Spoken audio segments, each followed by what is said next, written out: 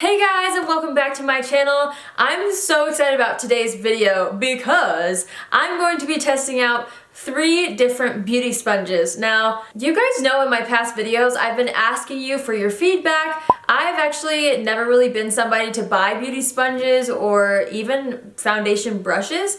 So I was asking you guys what you thought, what were your favorite sponges. A lot of you love the Beauty Blender, a lot of you love the Real Technique sponge. And so my sweet, sweet husband surprised me the other day and a package came in the mail. Guys. He got me the Real Technique sponge, the Beauty Blender, and another sponge that had really great ratings on Amazon. It's the Aesthetica Beauty Sponge. So I will be testing all these out today. This will be a first impressions type video because once again I have never used any of these before, but I've heard so many great things about the Real Techniques and the Beauty Sponge. I've actually never really heard anything here on YouTube about the Aesthetica Sponge, so I'm really excited to try that out for you guys.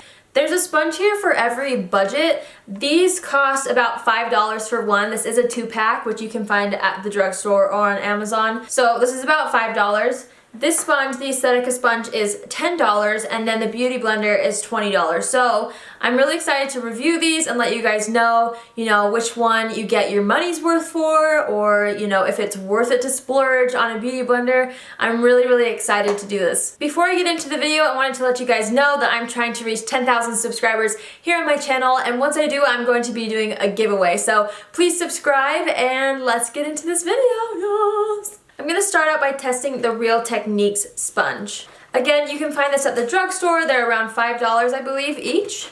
It's super duper soft. The difference between this one and the others is it does have a flat end there, if you guys can see that, which I think will be really nice for setting things down. I don't know, getting into the smaller areas with this. It describes on the back of the package the flat edge is for contours and around the eyes and nose, so that makes sense. It fits really nicely around those areas. The sides are to blend the large areas of the face, and then the tip is to cover imperfections. So I will keep that in mind while using it. With every beauty sponge, you are supposed to get them damp, so I will be wetting this under the sink. So this is the dry sponge. I just wanted to, show the difference between the dry and the damp sponge. But I'm going to be testing all 3 of these sponges out with the same foundation. I'll be using the Neutrogena Healthy Skin Foundation. This is one of my all-time favorite foundations, and it's at the drugstore, so it's kind of a win-win situation. The only thing that I have on my face right now is a little bit of moisturizer because my skin is so dry. Other than that, there's no primer or anything like that. So I'm gonna go get this damp and we'll test it out. Okay, so this is what it looks like damp. It's significantly larger, which I think all of these expand quite a bit. I just ran it under the sink, and then I made sure that all the excess moisture was squeezed out, and I also squeezed it once with a paper towel so that there's no water dripping from it. I'm just going to be putting some of this foundation on the back of my hand. I'm going to warm it up there and dot it on my face, and then I'll go in with the Real Technique sponge. Oh my gosh. Again, guys, I've never used like a decent sponge before, so this is really exciting for me. Using a sponge immediately gives me a much more dewy, healthy glow. It looks really, really natural. I'm not sure if the sponge soaked up a little bit of product or not because this is a little bit of a lighter coverage than I normally have with this foundation. Also, you're supposed to be able to use this sponge for concealer, powder, bronzer, like everything. All these beauty sponges are meant for all sorts of different kinds of products, so I'm going to put some concealer on and test that out as well. I'm just using my Maybelline Fit Me concealer. It just makes all the products blend in so seamlessly. I'm gonna add a little more coverage on these blemishes here. I feel like you can totally build your coverage using these sponges.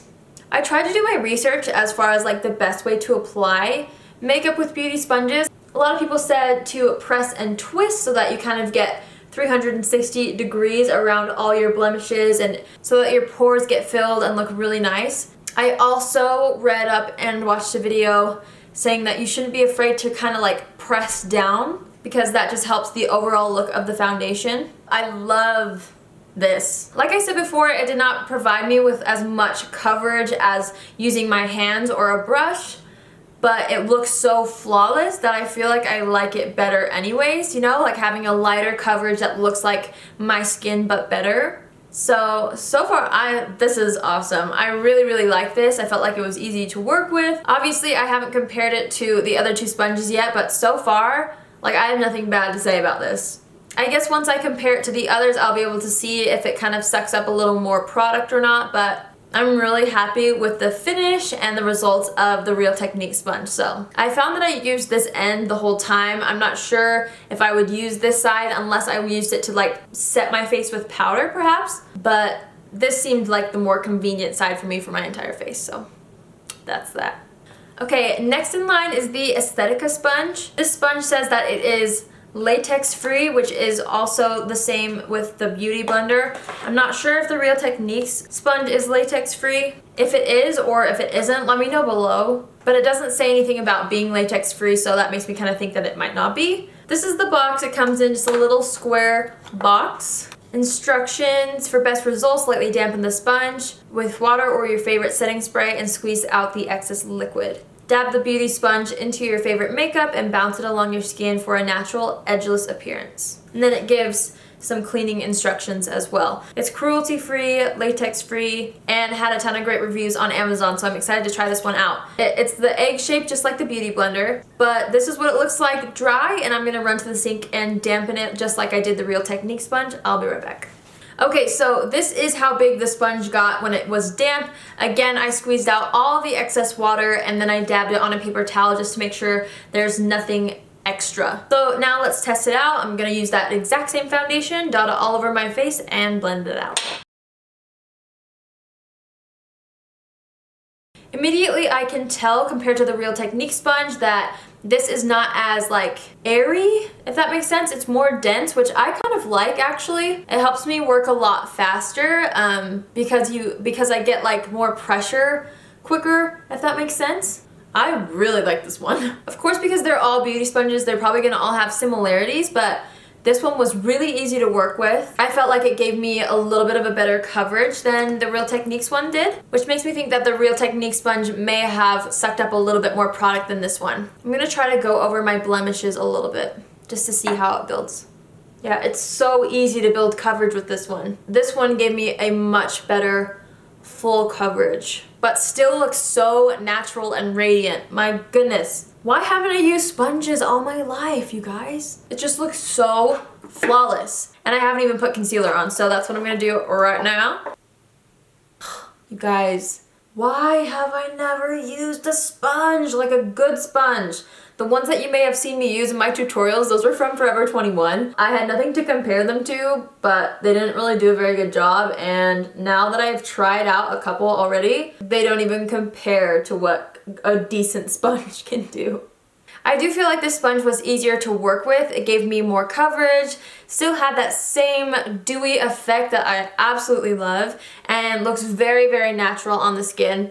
So my thoughts so far on this, I think I do like this one better than the Real Techniques. The Real Technique sponge did do a good job, and for the price, I mean, hey, it does do great things. This one is twice as much, but I feel like it really did perform better. So also, I'm noticing already in my Real Technique sponge, there's already some rips. I mean, I know that my nails are kind of long and maybe I dug into them, but that's something that I wanted to let you guys know because this one does not have any damage done, and this one already has some nicks in it, so. It is cheaper, but maybe it won't last as long. So keep that in mind too when you're trying to decide which sponge is good for you. Okay, last but not least, the original Beauty Blender. You guys, I'm so excited to try this out. I have been longing for this moment for like my whole life, let's be honest. This one feels significantly different already as a dry sponge. It's not as dense, it's very pliable and it bounces back very quickly. The shape is slightly different as well. It's a little more elongated than the Aesthetica sponge, and it's got that classic Beauty Blender pink color, which I love. So I'm gonna take off this foundation, go run this under the sink, and come back and test it. So, oh, one more thing, this does retail at $20. So it is the most expensive sponge out of the three, but I'm excited to try it out and maybe see if it's worth the splurge. So I'll be right back. Okay, this is what the damp Beauty Blender looks like. It is the smallest of the three, but of course it started out the smallest as well, so that was expected. It's very light. I'm so excited to try this one out.